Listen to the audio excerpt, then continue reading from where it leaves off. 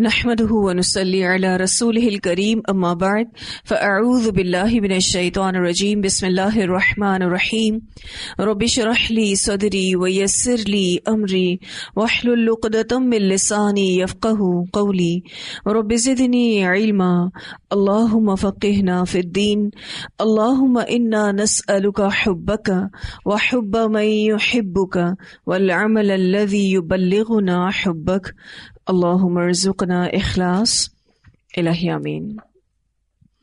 Lesson number 277 سورۃ الواقعہ، آیت number 41 سے 96 تک۔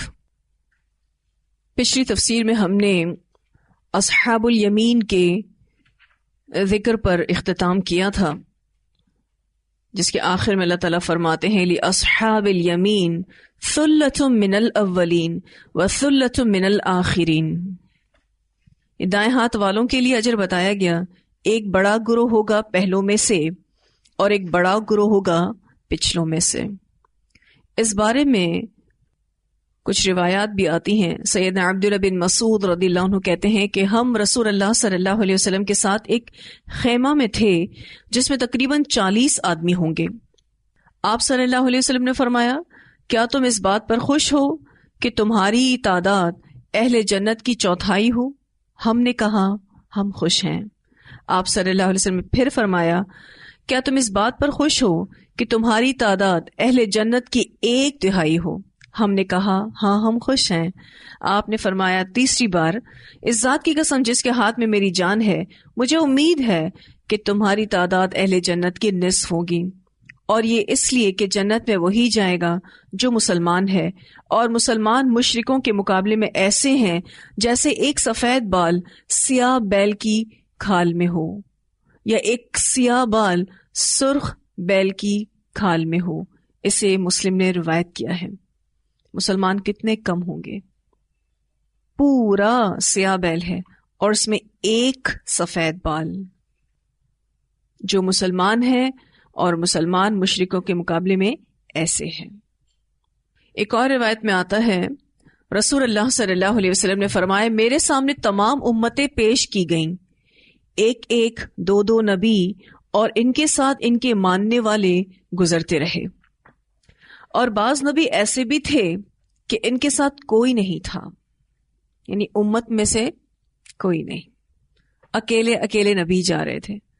آخر میرے سامنے ایک بڑی بھاری جماعت آئی۔ میں نے پوچھا یہ کون ہے؟ کیا میری امت کے لوگ ہیں؟ کہا گیا یہ موسیٰ علیہ السلام اور ان کی قوم ہے۔ پھر کہا گیا آسمان کے کنارے کی طرف دیکھو۔ میں نے دیکھا کہ ایک بہت ہی عظیم جماعت ہے جو کنارے پر چھائی ہوئی ہے۔ پھر مجھ سے کہا گیا ادھر دیکھو، ادھر آسمان کے مختلف کناروں میں نے دیکھا ایک جماعت ہے جو تمام افق پر چھائی ہوئی ہے۔ کہا گیا یہ آپ کی امت ہے، اور اس میں سے 70,000 بغیر حساب کے جنت میں داخل کر دیے جائیں گے۔ پھر آپ صلی اللہ علیہ وسلم حجرے میں تشریف لے گئے اور کچھ تفصیل بیان نہیں فرمائی کہ وہ کون لوگ ہوں گے جو 70,000 کی تعداد میں ہیں اور وہ بغیر حساب کے جنت میں جائیں گے۔ اس بات کو آپ صلی اللہ علیہ وسلم نے کلیئر نہیں کیا اور اپنے حجرے میں چلے گئے۔ لوگ ان جنتیوں کے بارے میں بحث کرنے لگ گئے اور کہنے لگے ہم ہی اللہ پر ایمان لائے ہیں اور اس کے رسول کی اتباع کرتے ہیں، اس لیے ہم ہی وہ لوگ ہیں، یا ہماری وہ اولاد ہے جو اسلام میں پیدا ہوئی ہے، پیدائشی جو مسلمان ہیں، کیونکہ ہم جاہلیت میں پیدا ہوئے تھے۔ یہ باتیں جب رسول اللہ صلی اللہ علیہ وسلم کو معلوم ہوئی تو آپ صلی اللہ علیہ وسلم باہر تشریف لائے اور فرمایا یہ وہ لوگ ہوں گے جو جھاڑ پھونک نہیں کرواتے، فال نہیں نکالتے اور نہ داغ کر علاج کرتے ہیں، بلکہ اپنے رب پر بھروسہ کرتے ہیں۔ اس پر حضرت عکاشہ رضی اللہ تعالیٰ عنہ نے کہا، اے اللہ کے رسول صلی اللہ علیہ وسلم، کیا میں بھی ان میں سے ہوں؟ ان کا کہنے کا مقصد یہ تھا کہ آپ دعا کیجئے کہ اللہ مجھے ان میں شامل کر لے۔ آپ صلی اللہ علیہ وسلم نے فرمایا کہ ہاں، یعنی عکاشہ تم انہی میں سے ہو۔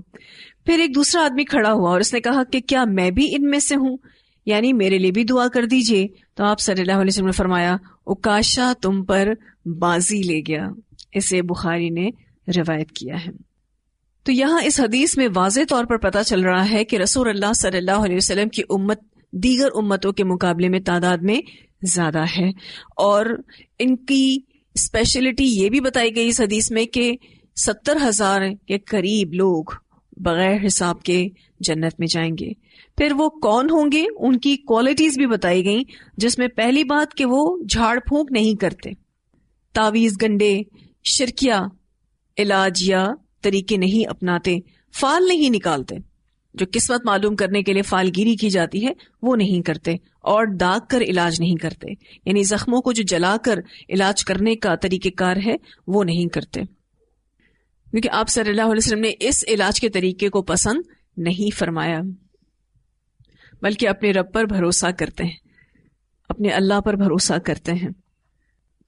تو فوراً سے حضرت عکاشہ کا یہ کہنا دراصل نیکی میں سبقت لے جانا تھا، اور پھر آپ صلی اللہ علیہ وسلم کا کتنا زبردست رسپانس دینا کہ ہاں عکاشہ تم انہیں میں سے ہو. یہ بھی ایک موٹیویشن تھی کہ نیکیوں میں مومنین کو سبقت کرنی چاہیے، جو سبقت کرے گا اس کو اللہ تعالیٰ ضرور آگے بڑھائے گا. اور آپ دیکھیے کہ فوراً بعد ایک اور صحابی نے بھی کہا، لیکن آپ صلی اللہ علیہ وسلم کا یہ کہنا کہ عکاشہ تم پر بازی لے گیا کہ نیکی میں تاخیر کیوں کی، یہ چیز بتانے کے لیے کہ سوچتے نہیں رہنا ہے، آگے بڑھنا ہے. ثلۃ من الاولین و ثلۃ من الآخرین، بہت بڑا گروہ پہلوں میں سے اور ایک بہت بڑا گروہ پچھلوں میں سے. اب اللہ سبحانہ تعالیٰ اصحاب الیمین کے حالات کا ذکر فرمانے کے بعد اصحاب الشمال کا تذکرہ فرما رہے ہیں. وَأَصْحَابُ الشِّمَالِ، اور بائیں ہاتھ والے. ما اصحاب الشمال، کیا ہیں بائیں ہاتھ والے؟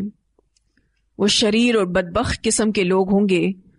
انہیں بائیں جانب والا اس لیے کہا جائے گا کہ وہ عرش کے بائیں جانب کھڑے کیے جائیں گے، ان کے بائیں ہاتھ میں نامہ اعمال دیا جائے گا، اور یہ بدقسمت لوگ ہوں گے. فی سموم، گرم ہوا میں، وحمیم، اور گرم پانی میں. سموم کہتے ہیں ایسی ہوا جو جسم پر زہر سا اثر رکھے. اس بارے میں ہم سورہ الطور میں بھی پڑھ چکے ہیں.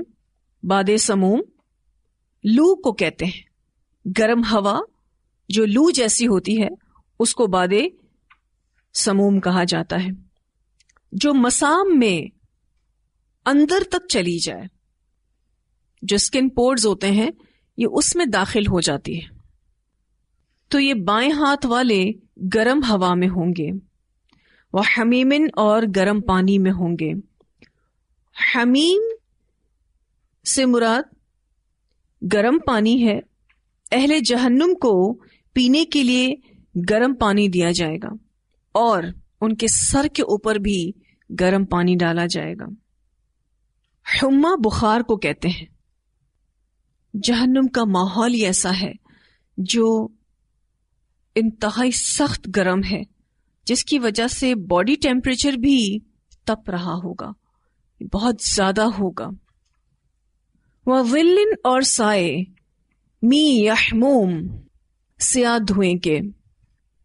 حمتن کوئلے کو کہتے ہیں، اور یحموم سے مراد گرم، سیاہ اور موٹا دھواں. جب یہ دھواں اٹھے گا تو ایسا لگے گا کہ بادل ہے، لیکن وہ بادل نہ ہوگا، وہ دھواں ہوگا. تو یحموم سے مراد گرم، سیاہ اور موٹا دھواں. اس دھوئیں کے بارے میں اللہ تعالیٰ فرماتے ہیں لا باردن، نہ ٹھنڈے، ولا کریم، اور نہ آرام دہ. دیکھنے میں تو وہ ایسا لگے گا کہ بادل ہے، لیکن وہ ٹھنڈک نہ پہنچائے گا. برادہ کہتے ہیں ٹھنڈک کو.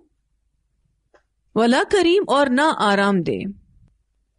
ولا کریم کے 3 معنی کیے جاتے ہیں. نہ وہ آرام دہ ہوگا، نہ فائدہ دے گا، اور نہ خوش منظر ہوگا. لا باردن ولا کریم.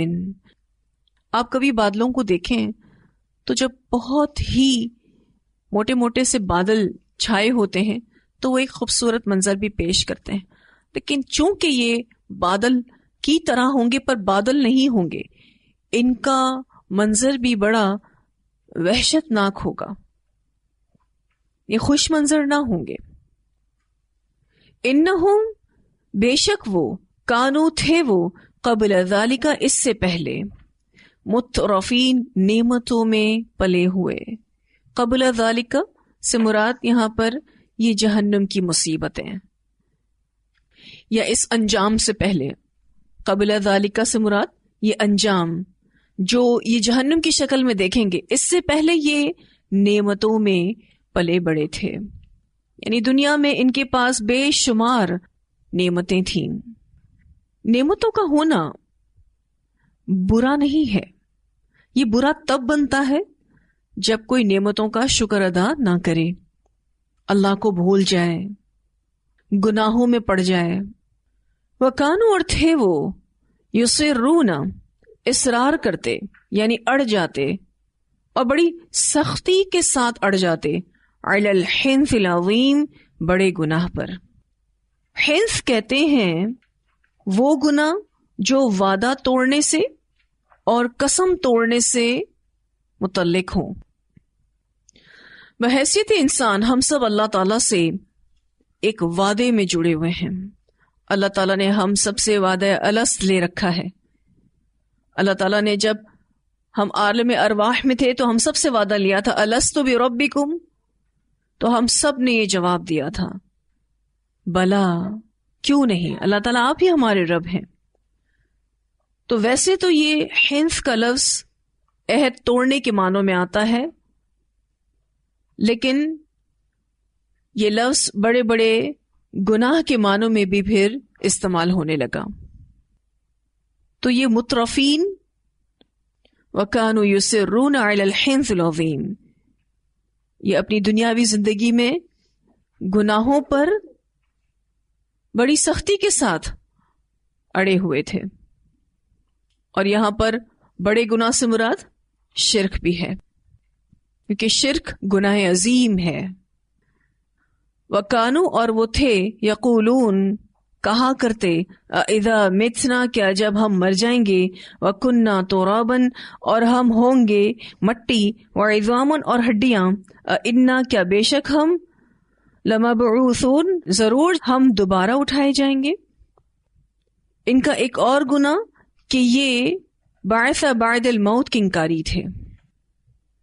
یہ سمجھتے تھے کہ موت کے بعد دوبارہ جی اٹھنا عقل سے بعید بات ہے. وَكَانُوا يَقُولُونَ اور وہ کہا کرتے تھے، اِذَا مِتْنَا وَكُنَّا تُرَابًا وَعِظَامًا اِنَّا لَمَبْعُوثُونَ. اہل مکہ بعث بعد الموت کا انکار کیا کرتے تھے. أَوَآبَاؤُنَا الْأَوَّلُونَ اور کیا بھلا ہمارے آباء و اجداد پہلے بھی، یعنی جو پہلے ہمارے آباء و اجداد مر چکے، مٹی ہو چکے، کیا وہ بھی دوبارہ زندہ کیے جائیں گے؟ قل کہہ دیجئے، ان الاولین والآخرین بے شک پہلے اور پچھلے، یعنی سبھی کو اللہ تعالی کل قیامت کے دن اٹھائیں گے. لمجموعون ضرور جمع کیے جانے والے ہیں، الی میقات یوم ایک وقت تک، دن کے، معلوم. میقات کہتے ہیں مقررہ وقت اور جگہ.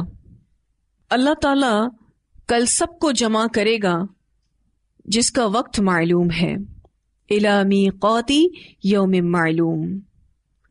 اصل علم تو اللہ ہی کے پاس ہے کہ قیامت کب آئے گی، لیکن اس کا نام اور اس کا واقع ہونا ہم سب کو بتا دیا گیا ہے، لیکن اس نے کس ٹائم پر آنا ہے یہ اللہ ہی جانتے ہیں.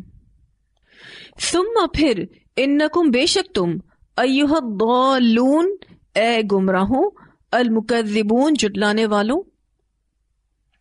یہاں پر اہل جہنم کو کہا جا رہا ہے الضالون، یعنی ہدایت کا راستہ چھوڑنے والے، اور ان کو المکذبون بھی کہا جا رہا ہے کہ یہ جھٹلانے والے تھے قیامت کی خبر کو.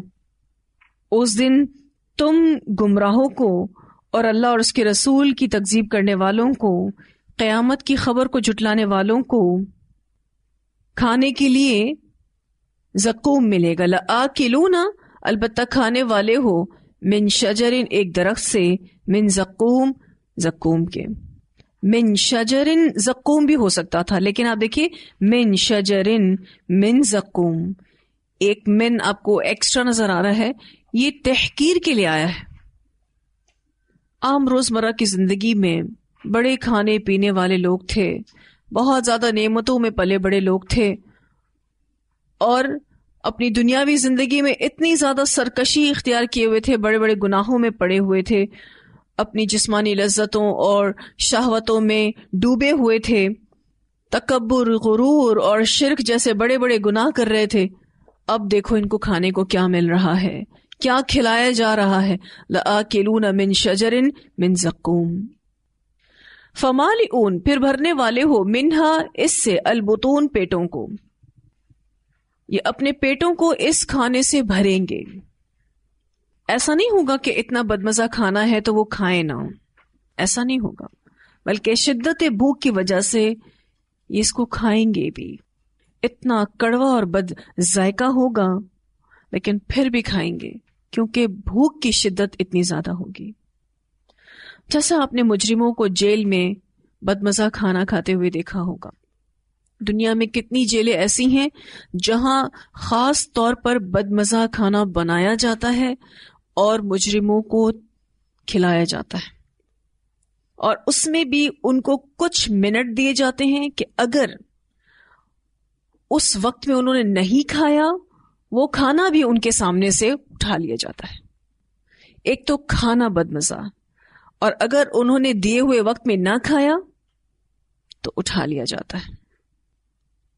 آپ نے کتنے ایسے لوگوں کو دیکھا ہوگا جو غربت اور مفلسی کی وجہ سے کوڑا کرکٹ سے کوئی پھل اٹھا کے کھا رہے ہوتے ہیں، کوئی روٹی کا ٹکڑا اٹھا کے کھا رہے ہوتے ہیں، اور دیکھ کے انسان اندر سے لرز جاتا ہے کہ یہ کھانا کوئی کیسے کھا سکتا ہے جو گندگی کے ڈھیر سے اٹھایا ہوا ہو. لیکن وہ بھوک ایسی چیز ہے کہ پھر وہ ایسی گندگی سے اٹھائے ہوئے کھانے بھی کھا لیتے ہیں. تو جہنم والوں کے لیے ایک ہی کھانا ہے، زقوم کا درخت. اور اللہ تعالیٰ فرماتے ہیں فَمَالِئُونَ مِنْهَا الْبُطُونَ، کھاؤ گے بھی اس کو کیونکہ بھوک جو اتنی لگے گی. فَشَارِبُونَ عَلَيْهِ پھر پینے والے ہو اس پر، مِنَ الْحَمِيمِ کھولتے پانی میں سے، ابلتا ہوا پانی پینے کو ملے گا. کوئی اگر یہ سوچے کہ ایک دن بھی اگر کوئی جہنم میں رہ کر جنت میں چلا جائے تو یہ بھی بڑی بات ہے. جو عذاب ہے نا یہ، کہ کوئی اگر یہ سوچتا ہے کہ چلو ایک دن جہنم میں پاک ہو کر آخر جنت میں چلے جائیں گے، ایک دن کیا، ایک گھنٹہ اور ایک لمحہ اتنے خطرناک عذاب میں رہنا محال ہوگا. کیا سوچ کر ہم کوئی غلط کام کریں؟ بتائیے. ہر وقت اللہ تعالیٰ سے دعا کرنے کی ضرورت ہے کہ یا اللہ تو ہمیں تھام لے، تو ہماری اصلاح کر دے. کیونکہ یہاں جو یہ بات آ رہی ہے فَشَارِبُونَ عَلَيْهِ مِنَ الْحَمِيمِ، کہ یہ اتنا کھولتا ہوا پانی پئیں گے کیونکہ جہنم کے شعلوں میں ان کو یہ پانی غنیمت لگے گا. اتنا شدید گرم پانی یہ پیاسے اونٹوں کی طرح پئیں گے. اللہ تعالیٰ فرماتے فَشَارِبُونَ شُرْبَ الْہِیم پھر پینے والے ہو پینا پیاسے اونٹ کی طرح، ایسا پینا ہوگا ان کا. ہیم کہتے ہیں اونٹ کو لگی ایسی بیماری جس میں اس کو پیاس اتنی لگتی ہے کہ وہ پانی پیتا جاتا ہے، اتنا پانی پیتا ہے کہ اس کا پیٹ پھٹ جاتا ہے اور وہ مر جاتا ہے. تو یہ پیاسے اونٹوں کی طرح پانی پئیں گے. اس کو پیاس کی بیماری کہتے ہیں. اتنی پیاس اس اونٹ کو لگتی ہے کہ وہ بہت سارا پانی ایک وقت میں پی لیتا ہے، جس کی وجہ سے اس کا پیٹ جو ہے وہ پھٹ جاتا ہے. اللہ تعالیٰ فرماتے ہیں ان کا پینا ایسا ہوگا فَشَارِبُونَ شُرْبَ الْہِیم، پینا پیاسے اونٹ کی طرح. تو بھوک کی اتنی شدت کہ زقوم کھائیں گے اور پھر گرم پانی پیئیں گے، کیونکہ وہ زقوم کے بارے میں ہم نے سورہ دخان میں پڑھا تھا کہ یہ جیسے ہی پیٹ میں جائے گا تو ایسے جیسے پگھلا ہوا تانبا کھولتا ہے نا، ایسے کھولے گا. تو وہ اس کی تاثیر کو کم کرنے کے لیے گرم پانی پیئیں گے، تو وہ بھی ایک اور ہی عذاب ہے.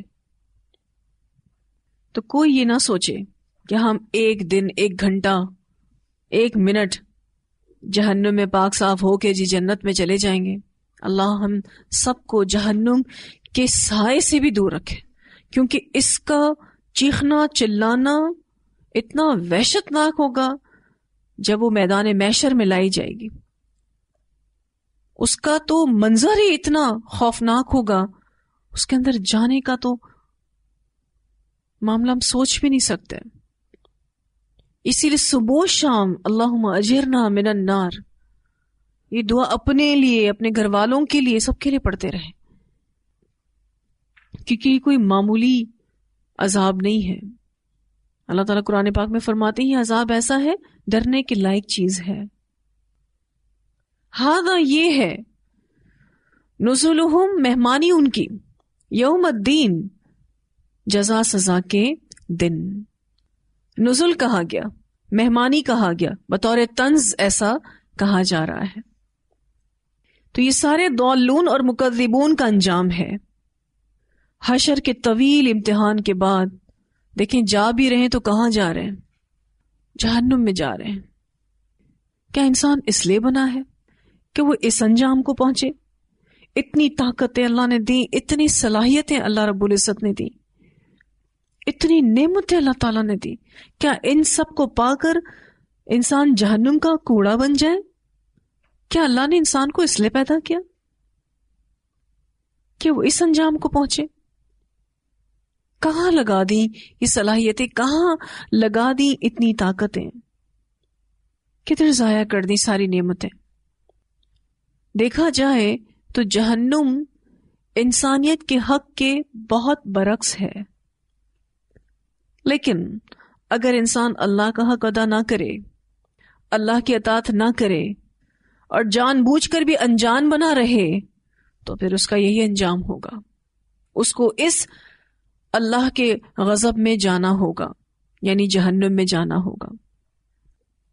یہاں جہنم والوں کا تذکرہ ختم ہو رہا ہے. یہاں یہ نہیں بتایا گیا کہ اہل جہنم کتنے ہیں.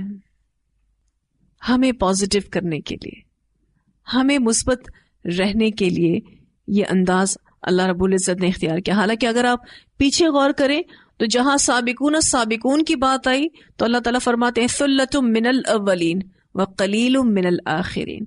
اصحاب الیمین کی بات آئی تو اللہ تعالیٰ کہتے ہیں ثلۃ من الاولین وثلۃ من الآخرین. لیکن اب جب اصحاب الشمال کا ذکر اختتام پذیر ہو رہا ہے تو یہاں اللہ تعالیٰ خاموش ہے. یہ نہیں بتا رہے کہ اہل جہنم میں کتنے لوگ جائیں گے، اولین میں سے کتنے ہوں گے، آخرین میں سے کتنے ہوں گے.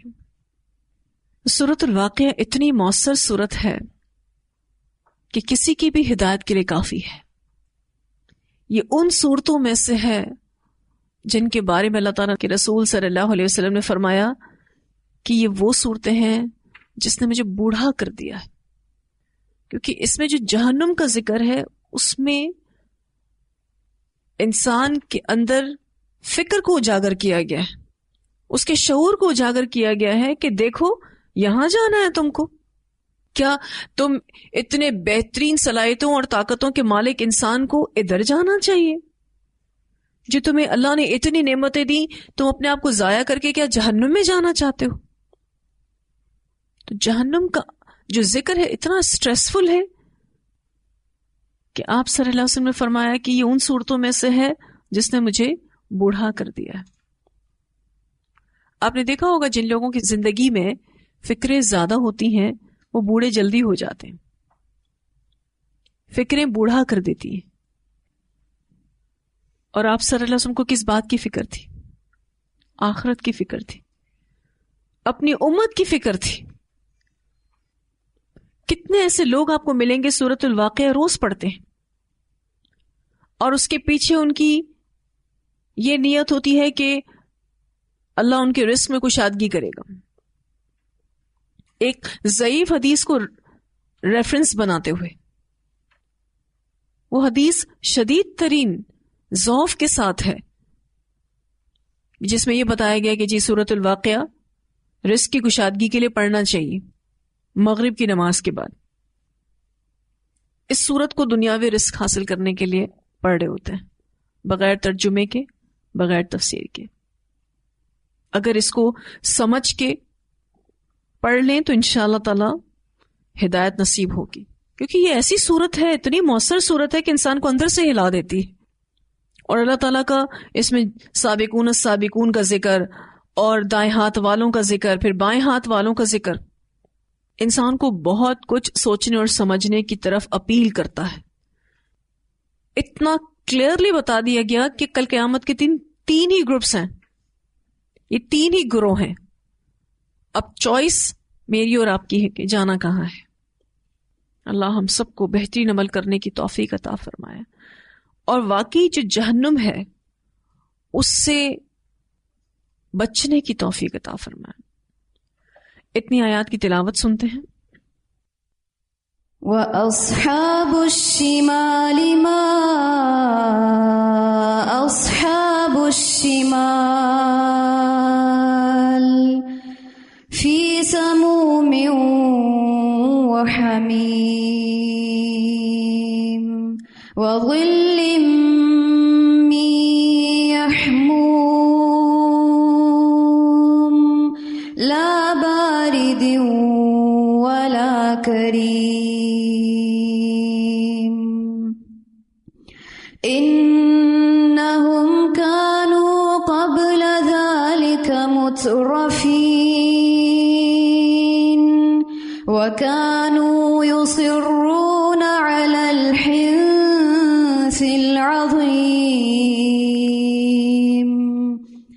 وَكَانُوا يَقُولُونَ أَإِذَا مِتْنَا وَكُنَّا تُرَابًا وَعِظَامًا أَإِنَّا لَمَبْعُوثُونَ أَوَآبَاؤُنَا الْأَوَّلُونَ قُلْ إِنَّ الْأَوَّلِينَ وَالْآخِرِينَ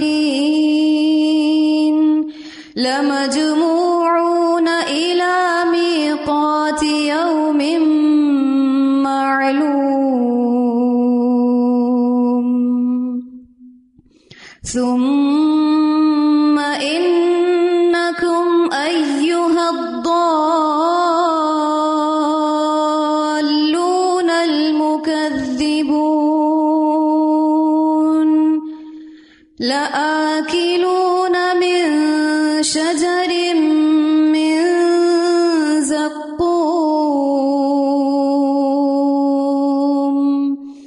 فَمَالِئُونَ مِنْهَا الْبُطُونَ فَشَارِبُونَ عَلَيْهِ مِنَ الْحَمِيمِ فَشَارِبُونَ شُرْبَ الْهِيمِ هَذَا نُزُلُهُمْ يَوْمَ الدِّينِ